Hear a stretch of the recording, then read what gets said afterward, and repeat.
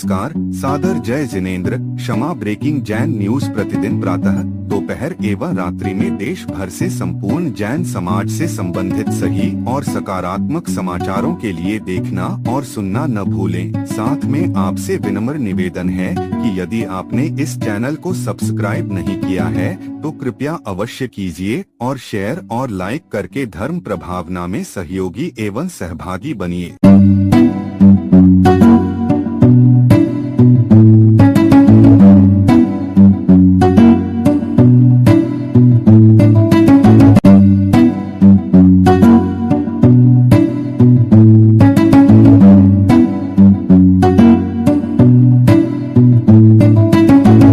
कुल्हाड़ी हम पटक रहे, कौन सी?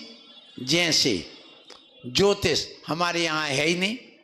देखिए ऐसा जो कह रहे भी अपने पांव पर कुल्हाड़ी पटक रहे, हमारे यहाँ ज्योतिष है ही नहीं। तो देखिए जबकि ये ज्योतिष कितना महान है, पढ़ो द्वादश संघ में विद्यानुवाद प्रवाद पढ़िए, उसमें कितने मंत्र तंत्र ज्योतिष की बात है।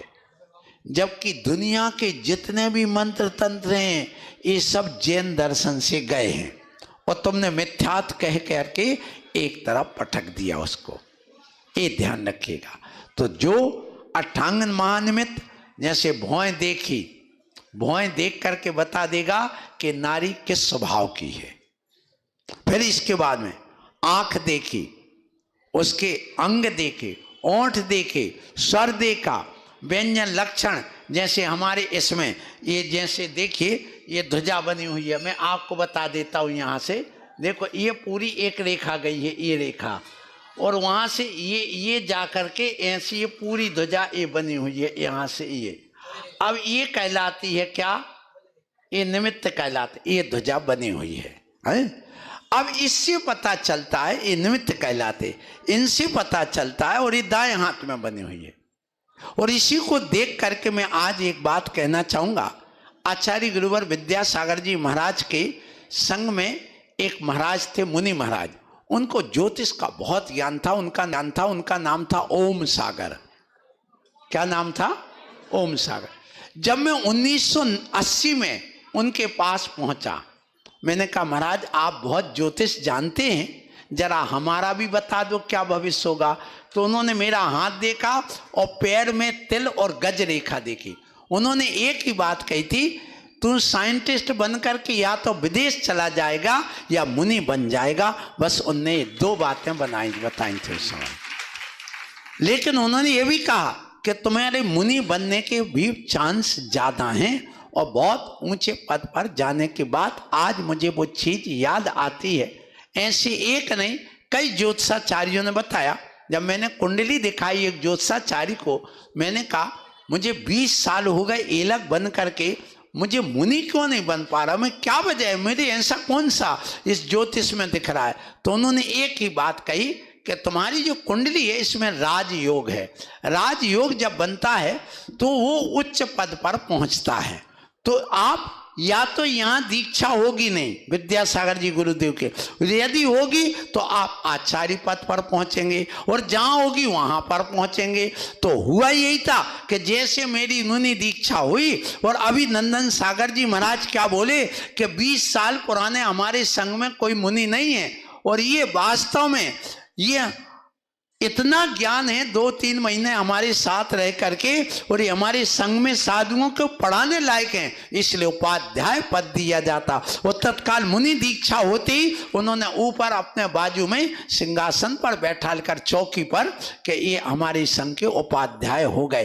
तो कहने का मतलब ये ज्योतिष का जो होता है, ये स्वर है, व्यंजन है, इन 8 महानिमित्तों को देखकर, नाक को, कान आदि को देखकर बता दें कि ये किस स्वभाव के हैं। उनके स्वर को सुन करके, उनकी तारीख को देख करके बता देंगे कि ये व्यक्ति किस स्वभाव का है। ये जो अंक ज्योतिष आया है ये पाश्चात्य ज्योतिष है। अंक ज्योतिष जैसे किसी का जन्म 1 तारीख का हुआ है, या 10 तारीख का हुआ, 19 तारीख का हुआ, या 28 तारीख का हुआ, तो उनका योग एक ही आएगा। क्योंकि 10 है तो एक में 0 जोड़ेंगे तो कितना बनेगा? 1 ही बचेगा। अब मान लो 19 में जोड़ेंगे तो कितना बनेगा? 9 और 1 10, 10 में शून्य, 1 में शून्य जोड़ेंगे तो 1 किया। ऐसे 28 का भी सर्वांक कितना आएगा, जोड़ 1 आएगा। तो ये 1 अंक वाला। अब कोई भी व्यक्ति जो ज्योतिष जानता है वो बता देगा, इसको नंबरोलॉजी भी कहते हैं। ये पाश्चात्य ज्योतिष है, ये सूर्य ग्रह से चलता है। और अपना जो भारतीय ज्योतिष है वो चंद्र ग्रह को लेकर के चलता है। इसलिए अपने यहाँ कलाएं घटती बढ़ती हैं और तिथि घटती बढ़ती हैं, पर सूर्य की जो उसमें भी अंतर आता है थोड़ा सा 1-2 अंश का।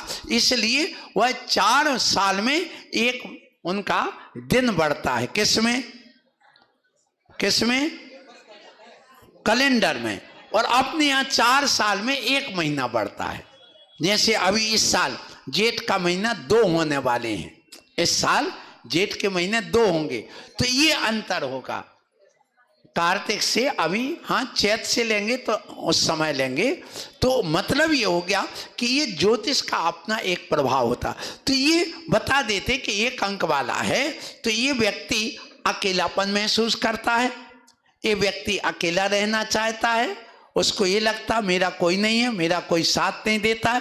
पति कितना भी प्यार दे लेकिन उस पत्नी को हमेशा ये लगेगा हमें ये चाहते नहीं, हमें चाहते नहीं, ये उसके अंदर भावना बनी रहती है।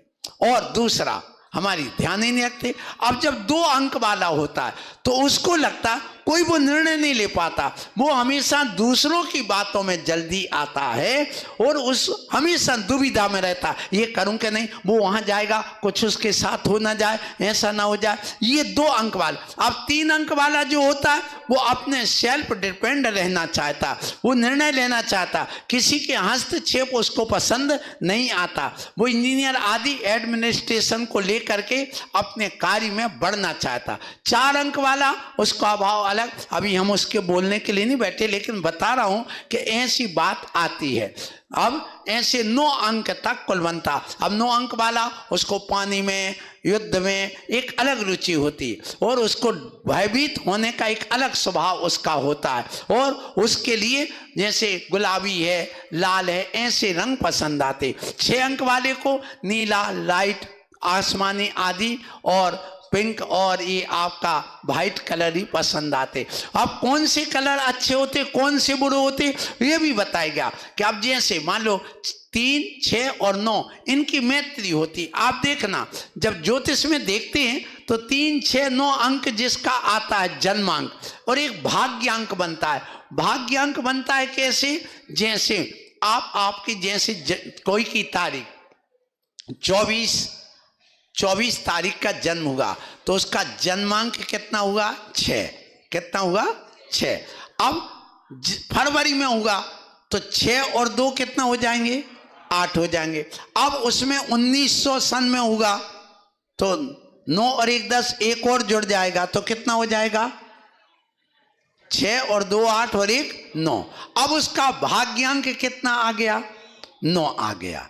तो पूरे जन्म के, अब मान लो कोई के 2010 को जन्म हुआ, अब उसका उसमें पूरा टोटल लगाएंगे, वो कहलाता भाग्यांक। तो ये 2 चीजें देख करके व्यक्ति के पूरे व्यक्तित्व का पता चला। ये अपने ये जो अष्टांग निमित्त रिद्धि है उसमें ये सारा व्याख्यान है, लेकिन हमने इसको पूरा छोड़ दिया और मिथ्यात्म कह के अध्यात्म कोरा अध्यात्म से हमने ये सारी चीजें छोड़ दी, जिसका परिणाम ये निकला कि हमारे बच्चे भटक गए और समाज भी भटक गई। यदि हम इस चीज को अच्छे ढंग से यहाँ बताते कि देखो जैन दर्शन में ये सारी चीजें हैं, तो हो सकता कि दूसरे लोग जो अभी अपनी तरफ आकर्षित नहीं हो रहा है वे भी होते, और तुम लोग भी। ऐसा नहीं सारे जैनी सारे ज्योतिष मिलाते, कुंडली मिलाते, देखते हैं, समझते हैं, भाग्य जानना चाहते हैं, लेकिन अपने जैन दर्शन के जो पंडित हैं उनके पास ना जाकर के तुम यहाँ वहाँ भटकते हो। तो ऐसी रिद्धि जो होती है, अभी एक जंगाचारण रिद्धि क्या कहलाती है, पृथ्वी से 4 अंगुल ऊपर आकाश में जंगा को बिना उठाए सैकड़ों योजन जो गमन कर जाते, माने उठाते नहीं है। अपन जो चलते हैं वो 2 पैर से नहीं चलते, किससे चलते हैं, एक पैर से। क्यों? एक पैर हमारा रखा रहता है, फिर एक पैर उठाते हैं। अब वो रख देंगे तब जाकर के दूसरा पैर चलाएंगे। जब वो रख जाएगा फिर पहला पैर फिर चलाएंगे। तो एक जमा रहता और एक चलता। लेकिन उनके साथ ऐसा नहीं होता। जैसे स्केटिंग वाला करता ना, यूं यूं बस ऐसे वो चलते हैं। और अरहंत परमेष्ठी जो तीर्थंकर होते वो भी पैर उठा के नहीं चलते, उनका भी यूं चलता है पैर, स्केटिंग की तरह, बिल्कुल ऐसे ऐसे। तो ये होता, ऐसी रिद्धि उनको Kshama breaking Jain news YouTube channel पर विज्ञापन देकर धर्म प्रभावना में बने सहभागी। विज्ञापन देने हेतु संपर्क कीजिए मोबाइल नंबर 9026900740 एवं समाचार एवं वीडियो भेजने हेतु WhatsApp number 9335236222। Kshama breaking Jain news YouTube channel देखने के लिए आपको बहुत बहुत धन्यवाद। सादर प्रणाम, सादर जय जिनेंद्र।